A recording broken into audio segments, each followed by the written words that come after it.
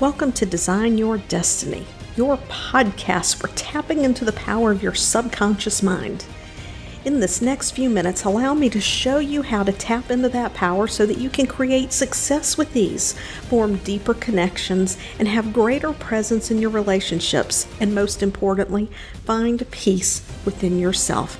My name is Penny Chason, and I'm your host. Hey, my joyful souls, it is Penny here, and today I'm going to share with you an insight that I had, that I have taken into my subconscious work with my clients when we're having conversations about what they want. Because I've noticed a pattern with some of my clients.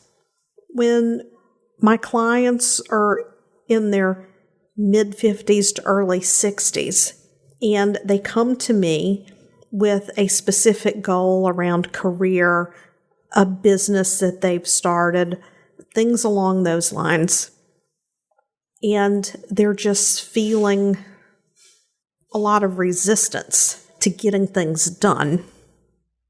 As we begin to peel away layers, they end up changing their mind about what they really want.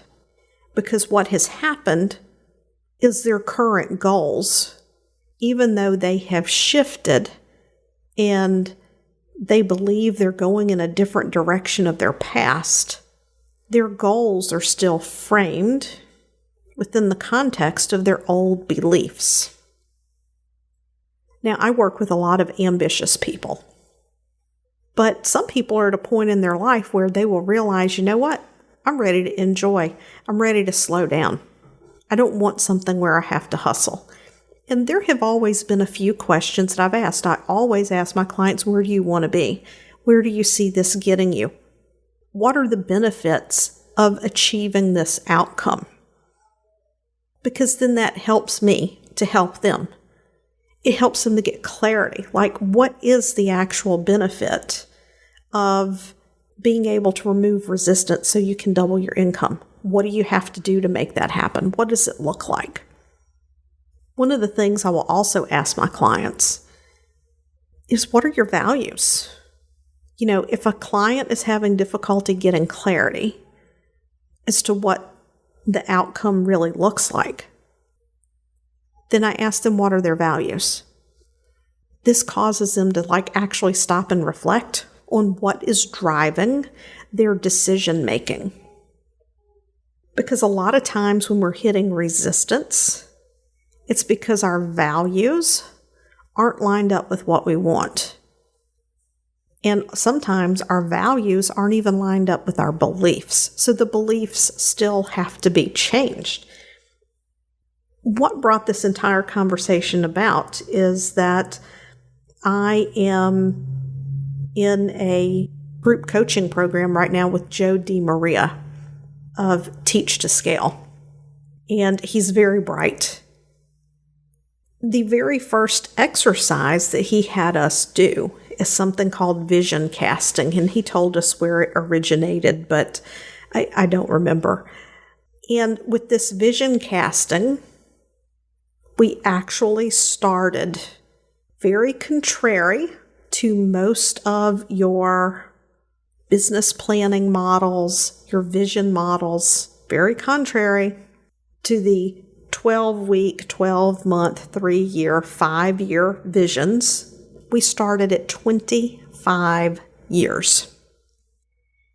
When I worked through that exercise and I incrementally worked backwards with certain milestones, and I'm not going to get into the details of it here because I respect Joe and his knowledge, and I'm not going to give away what he does.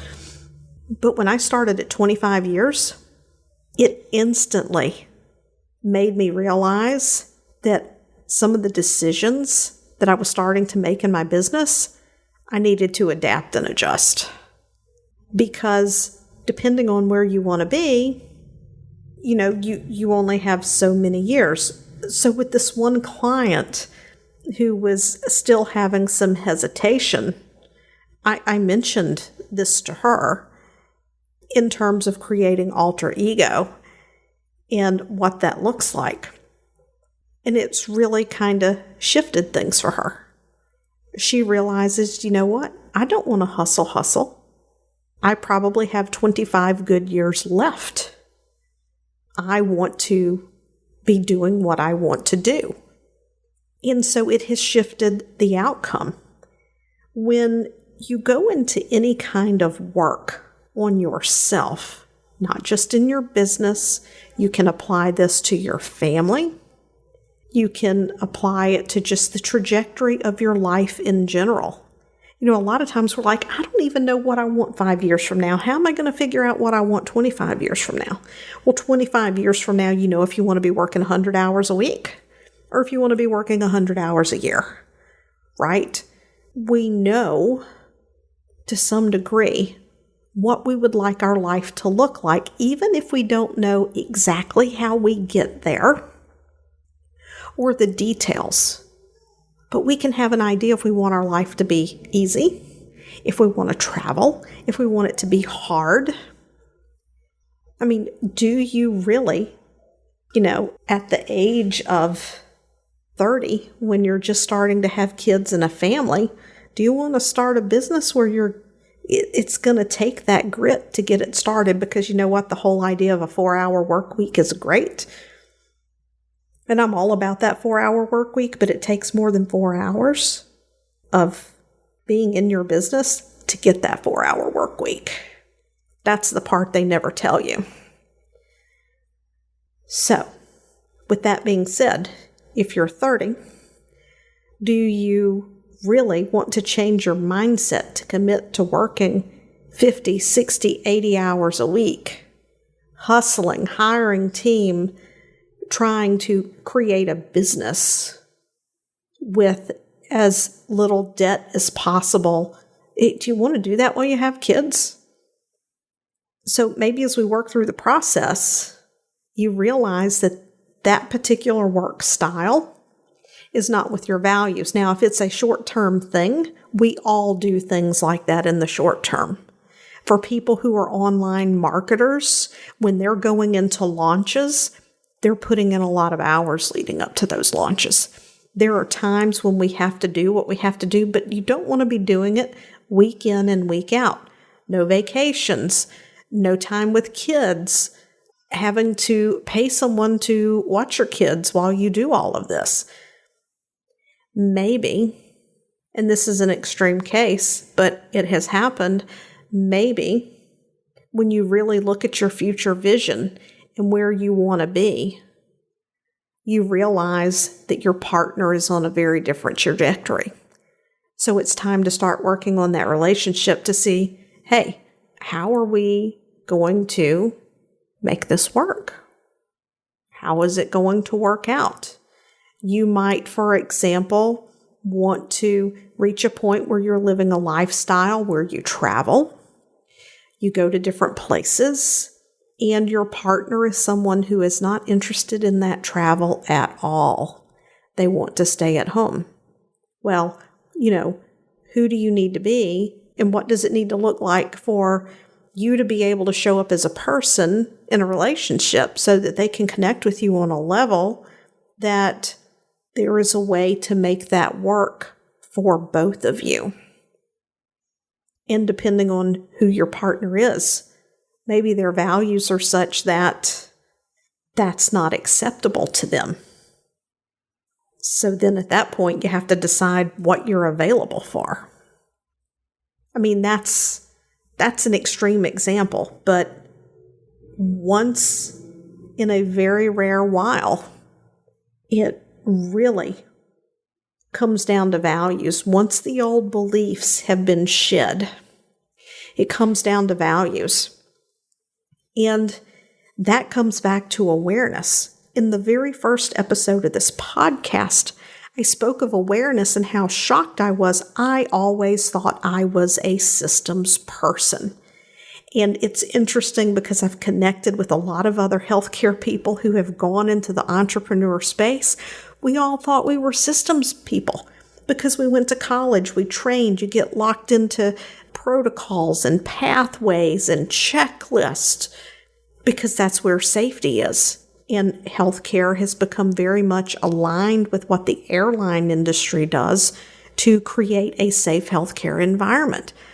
So I thought I was a checklist person until I left anesthesia and I was in business for myself and I hired my first team member. And I realized very quickly I am not a checklist person. I followed the checklist. I was a good checklist follower, but I was not a good checklist system and process creator. And there ended up being a mismatch in that my assistant and I both had more visionary traits, and I didn't have the complement of someone who was very checklist oriented. So I thought I was one person, and I found out that indeed I was somebody else.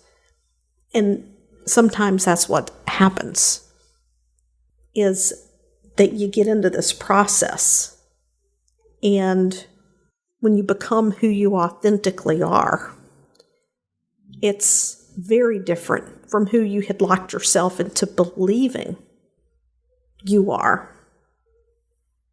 Looking at values and looking at that long-term future vision is something I might work with clients on, because it becomes very important in nailing down what they want right now.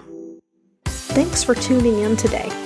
I would love it if you would head over to iTunes and leave a positive review about how this episode has helped you to improve your life. When you leave a positive review, it helps us to reach even more people, helping them to change their lives, and that positive energy and vibration of sharing comes back to you as we spread the message of how you can use the power of intention, creating stronger subconscious beliefs and raising our vibration to create the life that we desire, the one that we're here to truly live so that we can fulfill our purpose in life. Once again, thanks for tuning in, and I'll see you next time.